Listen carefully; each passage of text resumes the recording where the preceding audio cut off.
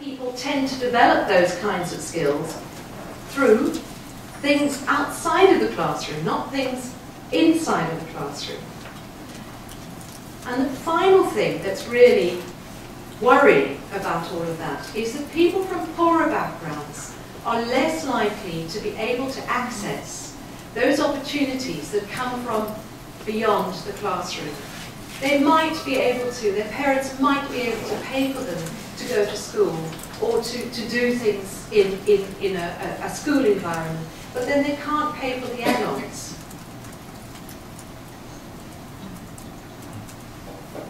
So I've just been thinking over the last few days, and you know, my brain, as it always does at conferences, is going round and round and round, you know, that feeling that you get. It seems to me that we often create a dichotomy as teachers in whatever environment between what the classroom and then everything else. Yeah? And we focus so much of our research on how we teach, how we engage students in the classroom, and all those sorts of things. And I think, and this relates to Sue's comments about lifelong learning and it being captured by neoliberalism. I think education as a whole, and I'm sorry this is going to depress all of us even more, but I think education is often about closedness. You know, there is a right answer, and rather than about openness and exploration. And to some extent, that is a necessary precondition for socialization. You have to help people grow into the world in which they live. This is true. But a lot of the time what you're doing is closing down possibilities. And I am going to say about how we can open them up, I promise. So a lot of the time what we're actually doing is creating a process of social hierarchies and social divisions.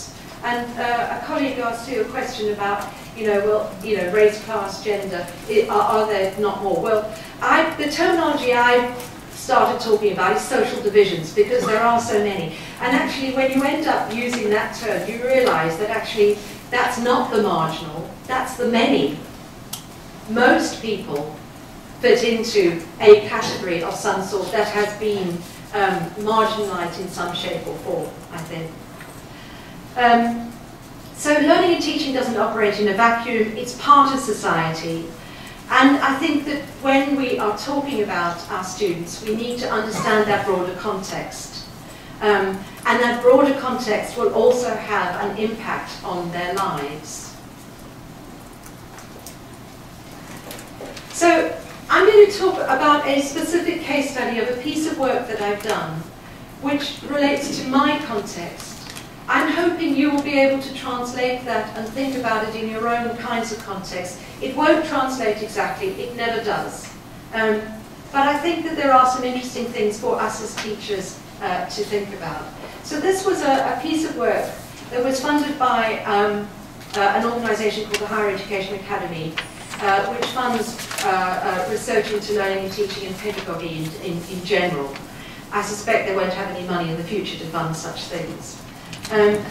What we did was we took a snapshot approach. In other words, we did, it was a small piece of work really. We looked at second year undergraduate students from 4 different institutions across the UK, and those universities had very different demographics in terms of their students. In other words, their students came from very different sorts of backgrounds. So in the UK, we often divide our universities into what we call old universities and new universities. And the dividing line is whether a university was a university in 1992 or not. I know it's prosaic, isn't it? It's completely mad, but that's how we do it. And the old universities are considered the better ones because they were universities before 1992. And the new universities, no, I'm serious. Anyway, so we looked at 2 old universities and 2 new universities. And we, as you can see, they had quite different demographics. If you look at Old University 2, the vast majority of people were white English students. If you look at new university to, you've got quite a different kind of profile. And also, I think the other thing that's quite interesting is the difference between London and the rest of Britain in terms of this. And many of us, when we go to international conferences, describe our institutions by how far they are away from London. So several people have said to me, where is the University of Lincoln? Which I completely understand. So I describe it as being an hour and a half from London.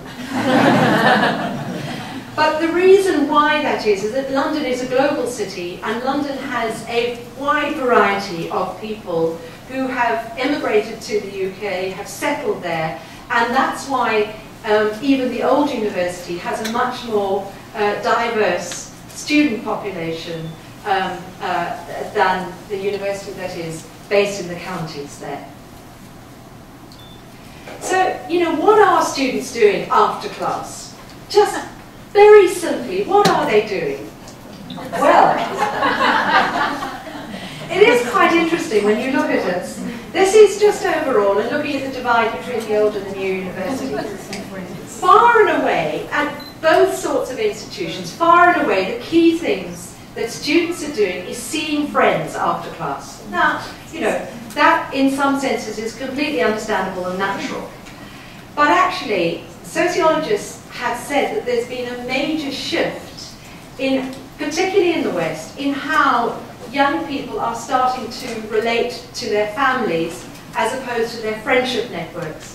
And there's a chap called Steve Miles, who's a really interesting researcher in the UK who does work on young people and changing behaviours. He's an anthropologist and a sociologist. And he talks about young people being prepared to do almost anything to be with their friends. Yeah.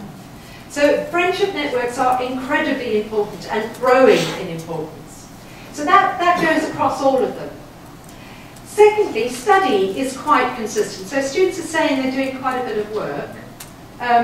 But third, coming in, and this of course wouldn't have been there 30 years ago, is internet engagement, being on the internet. Yeah?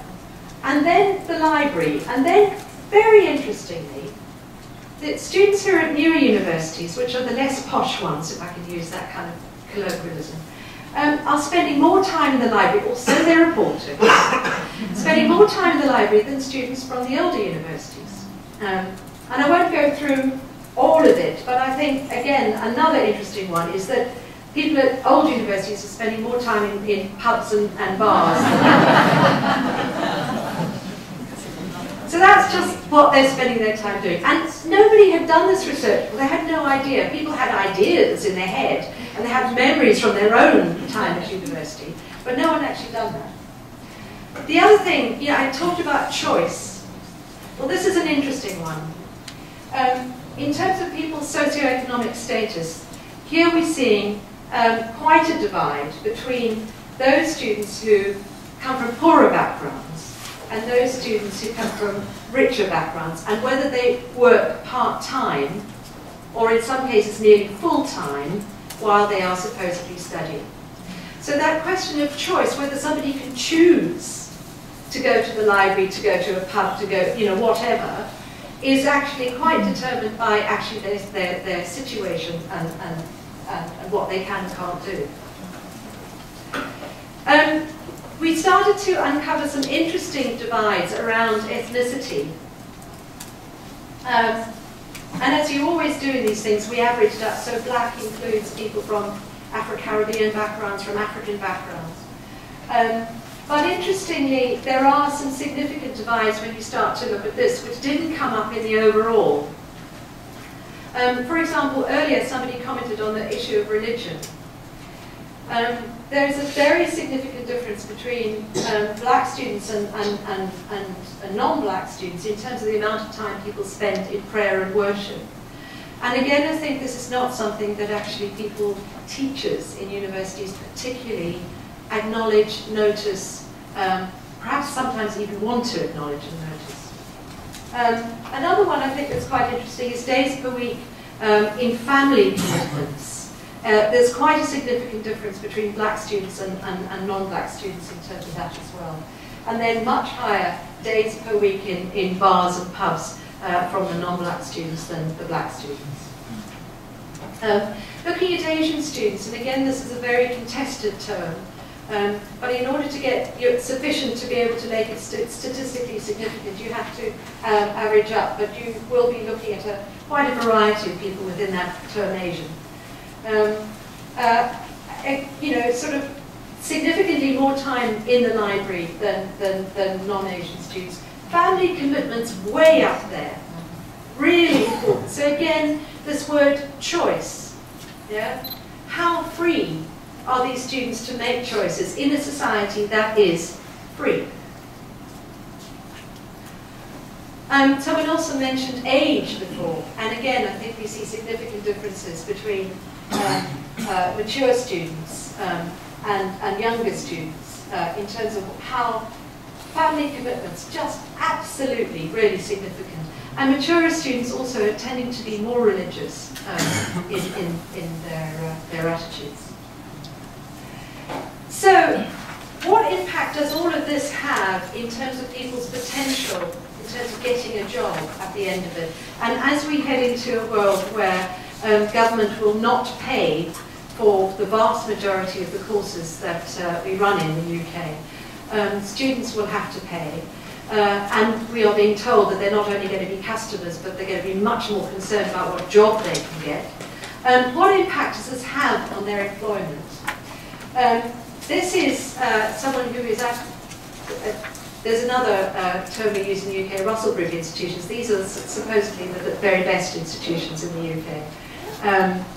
And so this is an individual who's there who realizes that she doesn't only have to get a good degree, a 2-1 is a good degree, she doesn't only have to get a good degree, she needs to do a wide variety of other things to have a more rounded CV so she'll get a good job, okay?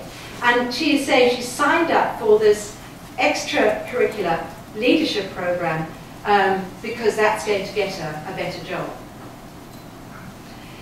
If you contrast this with another student who feels that the best thing they should do is actually work incredibly hard.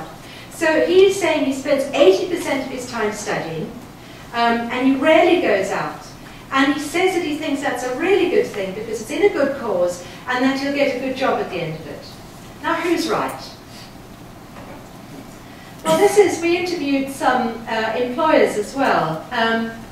I think one of the things that kind of comes across is that unless people get what is classed as a good degree, they actually have software in the UK which actually rejects applications from people that have less than a good degree, which we class as a 2-1 or a first. And that's absolutely important. And they make that decision first. So working hard, doing well matters. But it seems to be, from what the employers are saying, that students don't understand that we have thousands of applications that are at a good degree level, and they need something extra to stand out from the crowd. So here we have another one who says that they take account of their hobbies, right? And if you take that into account in terms of what I was saying earlier about choice and what people can and can't actually do, what we start to see is that we have an unequalness even once people get into higher education in terms of their future prospects. So I would like to argue that I think a wider higher education experience is vital, and that it is who has access to those extracurricular activities is located within people's class